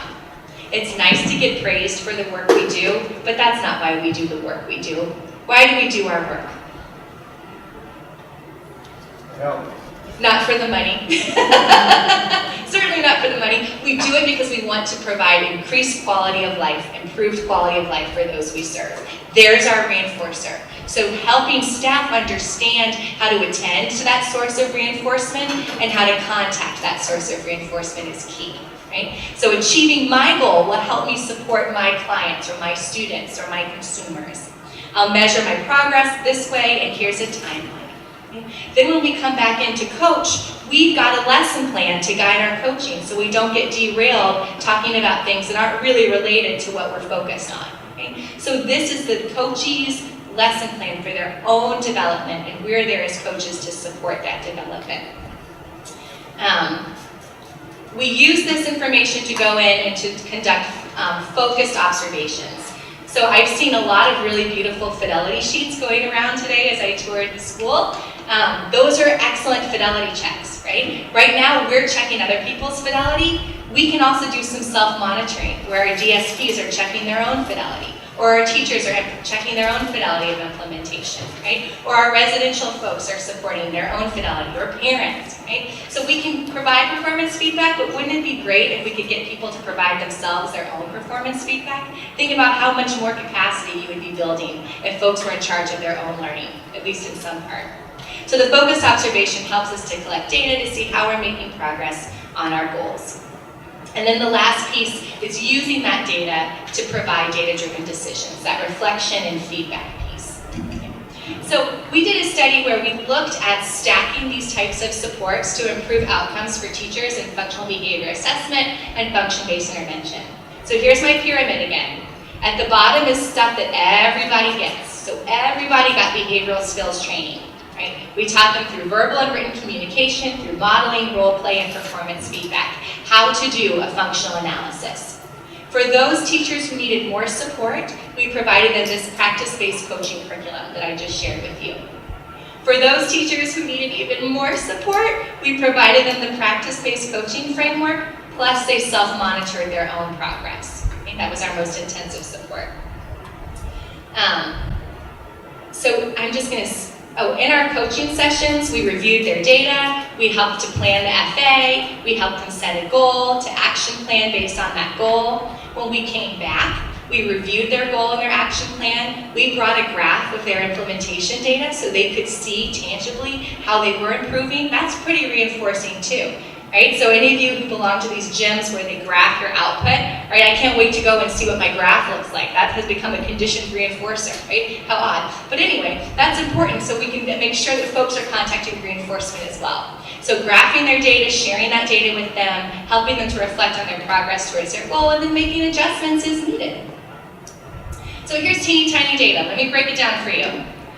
Here are our teachers. This is the attention condition, escape, tangible, and ignore. The green circles tell us that these teachers met criteria with just the practice-based coaching.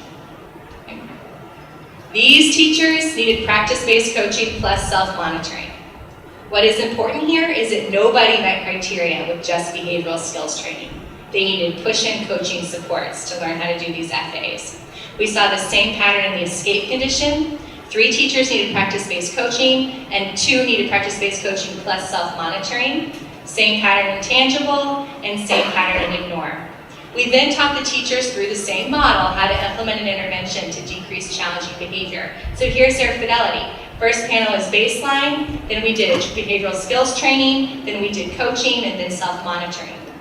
This time, 1 teacher met criteria of implementation with just behavioral skills training. And I'll tell you why we stopped at 80% in just a second. Another teacher met criteria once we added practice-based coaching. And then a 3rd teacher met criteria once we also added the self-monitoring piece to practice-based coaching. So we're individualizing supports for our staff, just like we individualize supports for our consumers. Here's the child's challenging behavior data. So here's challenging behavior in the closed circles, appropriate communication in the open boxes. We see higher levels of challenging behavior, not really for this guy, but increases in communication. When we move the teacher into behavioral skills training, student challenging behavior drops and appropriate communication increases. Student challenging behavior drops, student challenging behavior maintains at a 0 level. And look here, she only got to 80% fidelity, but he's at no challenging behavior and 100% of appropriate communication, which tells us sometimes we don't need 100% fidelity to make a change in the outcome we're really interested in, which is the learner's outcomes.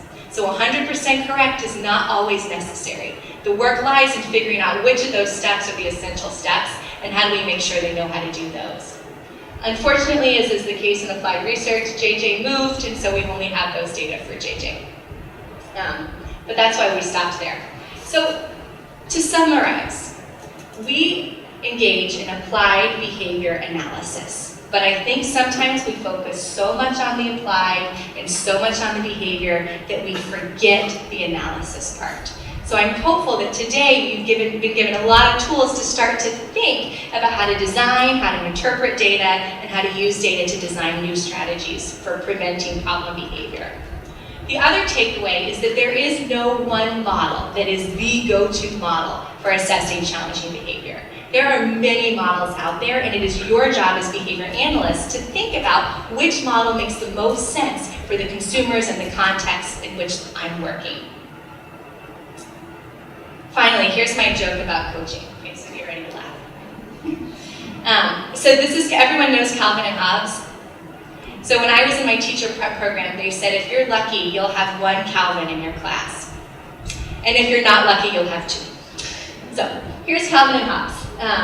So Calvin says, Calvin says, I thrive on change. And Hobbes says, you? And Calvin says, or Hobbes says, you threw a fit this morning because your mom put less jelly on your toast than yesterday. I thrive on making other people change. That's where you laugh. Oh, that's really good. Okay, so this is my email. There's also a link to the Purdue Autism Cluster, soon to be Purdue Autism Center. I did not print out slides for everyone because I find that they just make their way to the recycling bin, and that's a whole lot of paper. However, if you would like a copy of the slide, you're welcome to email me, and I will send you the slides without the videos because I am protecting confidentiality for the consumers that we work with. So I'm happy to send you those slides, or if you have questions that you don't get to ask today that you want to follow up with me about, I'm happy to respond to that as well. I do think we have about 10 minutes for questions, and Alyssa's got microphones, and I think we're also taking questions from other sites. I do have those. Okay, we do have some questions. No questions in this room? Okay. All right, Mandy. All right, I do have some. One question is, have you ever conducted an FA during which control or my way was one of the conditions? So in other words, when the student engages in troubled behavior because he or she is not in control of their environment, demands, or etc. So one FA model that I did not present is the new hot model of the day, which is the ISCA, right? The Interview Informed Synthesized Contingency Analysis. So trial-based functional analysis used to be the hot model, now it's ISCA. I think that the important thing to think about is selecting a model that makes sense for the individuals that you're serving and not adopting a model wholesale without thinking about the analysis piece. There are some folks you work with who probably do have two functions, right? And so in that case, it may make sense to do a synthesized contingency where we push two functions together, attention and escape, or attention and tangible, or tangible and escape, right? Maybe that makes sense for some folks. And in that case, it may be most efficient to get control over that challenging behavior with a new replacement behavior that's really succinct and efficient, like a generalized manned my way, right? There are other folks that you might work with for whom that doesn't make a lot of sense. Maybe they have a really elaborate repertoire of mands, and so teaching them specific mands is a more efficient way to make sure they can contact the reinforcement they actually are looking for, rather than a generalized mand. Maybe there are some individuals you're working with who really do have isolated contingencies supporting their challenging behavior, in which case it makes sense to test those contingencies in isolation and not synthesized. So I think it goes back to making data-driven decisions and thinking about the consumers you're supporting and the context in which you're working.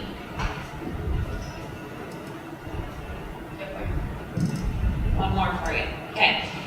Can there be more of a discussion on how many trials are sufficient in a trial-based functional analysis to be reasonably sure about function? So when we used to graph our data by bar graphs, we would set predetermined numbers of trials, 20 trials, 10 trials, 5 trials, right? And then we were aggregating all of our data once we had met that number of trials. The problem with predetermining how many trials is that we're not using visual analysis of our data. So there is no magic number. We want enough data that we can predict where that next data point might fall, right? That's why we look for that stability of data. Sometimes we can predict that after 3 data points. We can say 100% of test components had challenging behavior, no control components had challenging behavior. I can pretty confidently tell you that if we were to run this again, that next data point in the test would be right up there with the others, right? In other cases, our data is really bouncy, right? It's variable, and so we have to continue implementing conditions until we can get some stabilized data. Or we decide, hey, maybe we're not running this FA the correct way, it's not sensitive enough, so we need to go back and redesign it. So I don't have a magic number. I would say use repeated measures in a line graph format and use some data analysis skills. Sometimes it's helpful to talk about it with other behavior analysts or other folks so that you can have multiple eyes on the data to talk through some of those patterns that are more difficult. You could also apply some of those visual inspection criteria that have been published that might be helpful. Thank you so much. Thanks.